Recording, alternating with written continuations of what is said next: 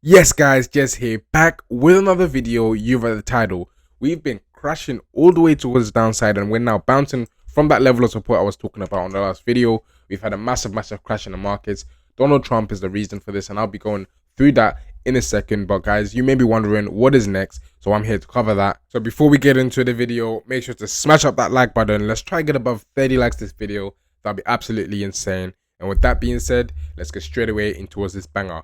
Bow. As you guys can see, we had a tariff situation with Donald Trump actually imposing tariffs on Mexico and Canada, and this has led to a lot of FUD in the market. A lot of people were scared that inflation is going to increase, leading to a less probability of a rate cut, and you can see that this has massively affected all risk assets over here, especially Bitcoin. We actually dumped in towards Sunday over there, and we continue to dump in towards the Asia session on Monday, and you can see that the CME gap at 102k was massive. We had a massive deviation away, but right now we're returning right towards that CME gap level in and around 102.6k. So I've been telling you guys that it's likely that every time you have a deviation, you would always return to the CME gap. It's about a 98% probability of actually filling the gap. So I'm expecting that we will potentially fill the gap, and maybe if we can't have enough strength, we can come to the downside again. Or if we have enough strength, then we may actually return to the upside. So you can see I was talking about this ascending triangle on my channel, and we've exactly come in towards this level of support. We actually had our first touch point here, we had a second one over here, and I was looking for a third touch point in the event that we actually get a massive dump. And I was saying that we have a horizontal major level of support as well coinciding with that level. So any bounces in towards that level, and if we did lose this range over here, which I was talking about at the 100k region approximately, I said if we actually break the upward sloping trend line over there, it's likely that we can actually deviate in towards this level of support, and then we will get a bounce. And that's exactly what we're seeing. So we need to be seeing if we're actually going to be consolidating a little bit more before another test of the trend line, or if we're going to just be reverting down and actually breaking this. We actually need to be seeing what's possible, and of course we need to be seeing if we can actually reclaim this level and start to pump to the upside. Now this is a chart that I was talking about yesterday, and you can see that we've actually exactly banged into this level of support. We've actually tested the yearly open as well, and I was telling you guys that we have very strong support over there, and this was the exact scenario I was talking about. I said once we do come in towards the support, I do expect a bounce. It's high probability. We had the 21-week exponential moving average ticking upwards as well, so it was likely that we can get a bounce, and then you can make your decision on the bounce over there whether we have enough strength, or if we're going to come down and feel some more inefficiency or even break downwards. So yes guys, you can see that we have a 9 and 18 exponential moving average, and they're both actually angled to the downside. So it's a thing where we have a bear moon as well, which is your moon phase that's actually leading to price being choppy or even slightly down. And of course this bearish moon phase has actually been very brutal. So this is the decision point that I'm looking at. We have a previous week's mid-range as well as resistance. So if we can't see more strength above the 102k level over there, and we just fill the CME gap, then I do think that it's likely we can come back down and actually fill in inefficiency on the chart. So this is a strategy that I always talk about, and it's the 50% wick fill strategy. So if you take your Fibonacci retracement and you use the 50% level, typically when you have a long wick like this, you come and actually fill the wick. So if we actually close the candle like this on a daily time frame, I do think that the next few candles can actually come in towards a 94.5k level at least, and then maybe if we bleed a bit more, we can come in towards a 93k level before we actually get a bounce that can actually lead to a breakout. Because markets love to fill inefficiencies, and this is a clear inefficiency in the chart. We had a very quick move down and a response back up. So of course a lot of orders were left unfilled, and they typically get filled at a 50% level, or if not, they actually fill the full wick before actually returning to the upside. So this is the December's range I've been talking about, and this is a scenario that I am watching. So we've been bouncing from this level of support, just briefly just front running it actually, because this is not really a zone, it's a horizontal ray.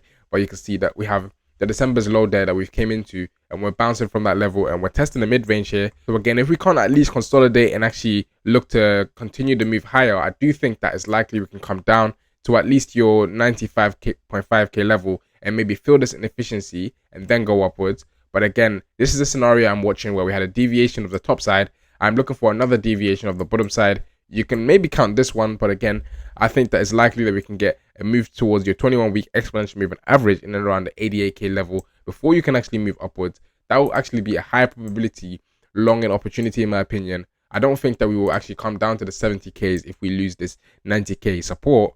I think that we will get at least a bounce off of that 21-week exponential moving average if we come down, And then maybe if we start to form like a bear flag, so you come to the moving average, you bounce, and then you spend too much time in and around the 21-week EMA, then of course I do think that it's likely you can come down. But again, that will be a high probability bouncing zone in my opinion, where you can actually just start to form higher highs and higher lows, something like this, once you actually coming towards that level. So I do think that this is a scenario I am watching, but of course it's not guaranteed. So the only reason I'm saying that is because of the economic calendar. You can see that we have quite a bit of news here. We have ISM data that actually came out that led to a little bit of a bounce. We have JOLT tomorrow, and then we have some US unemployment data, and anything that's slightly bearish will actually cause the price to come down. So of course it's not guaranteed, because it can just be bullish news, and this might have been the low. So I think that it's definitely likely that we can actually just reverse if we can't actually come and fill the inefficiency. So if you're enjoying the analysis and you want to be trading yourself, make sure to be clicking that first link down below. If you click that first link down below, it will take you to this page over here, which is the page for Blofin.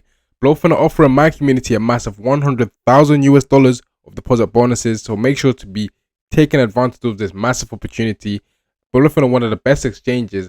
In fact, Blofin are the only exchange that have fire blocks, which means that your funds are more secure, and they have a third-party custodian to ensure that. So I definitely recommend Blofin. On top of that, they have extremely low maker fees, which means it's very cheap to be trading and not be paying a lot of fees over time, which can add up. So I definitely recommend Blofin. That's the first link down below in the description. Make sure to be checking them out. And for any reason, if you don't want to be using Blofin, then we have KCEX and MEXC down here, but you have a lot of bonuses up for grabs over here as well. So make sure to be checking these links down below if you want to be trading for yourself. Now, if you're not too sure about technical analysis, you're quite new to trading, or you want to improve your technical analysis, make sure to be clicking this link down below, which is the fourth link in the description, and this will take you to this page over here, which is the page for 𝗚𝗥𝗔𝗦𝗦. 𝗚𝗥𝗔𝗦𝗦 is my trading community with another analyst called Bill, so definitely be following him on Twitter as well. He's very good trader, and so am I. We have a lot of short-term entries that I don't cover on the channel for a lot of altcoins, so we're actually killing it in this server.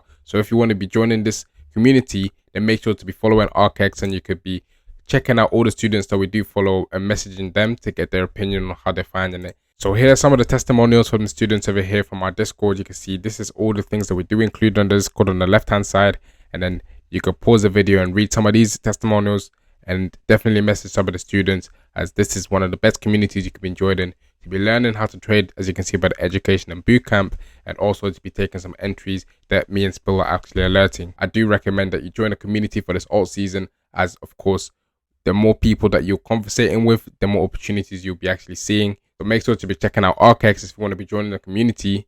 That's the fourth link down below over there. This is their account, and we'll get back to you and see if you're fit for the group, as we do like to keep it exclusive. So yeah, make sure to be checking out 𝗚𝗥𝗔𝗦𝗦. But again, I do think that's not the year to be getting bearish too much, because this is your year for your altcoins. But you guys might be watching the video and thinking, what the F? Like, Jez, what are you saying? Jez, you don't know what you're talking about, because we just had a brutal sell-off for Ethereum, and you can see we've perfectly came in towards the support for Ethereum. And yes, guys, you may be watching this video and you might have been wrecked.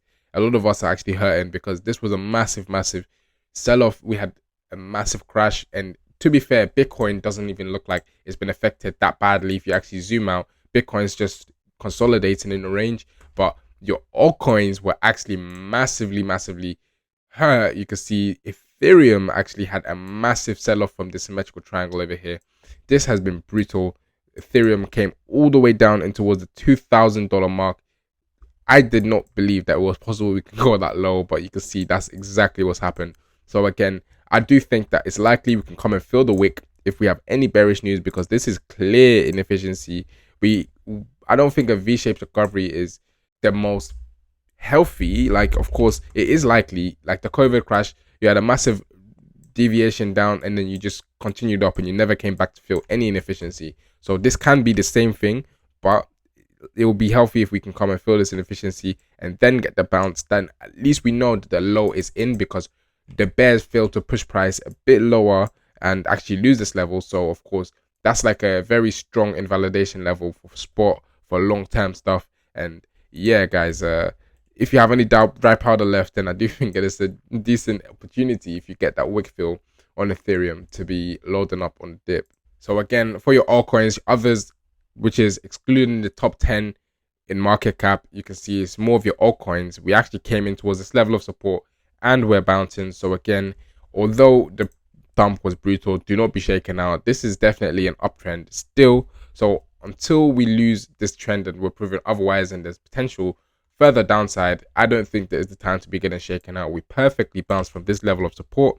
So again, it's likely that we can actually see a reversal. Now guys, this was something I've been talking about on Twitter. I've been talking about this on the YouTube as well, and it's exactly playing out. Guys, you can see that I've exactly talking about this Adam and Eve double bottom pattern, that potentially we can actually move in towards a 61% level and then we get a deviation.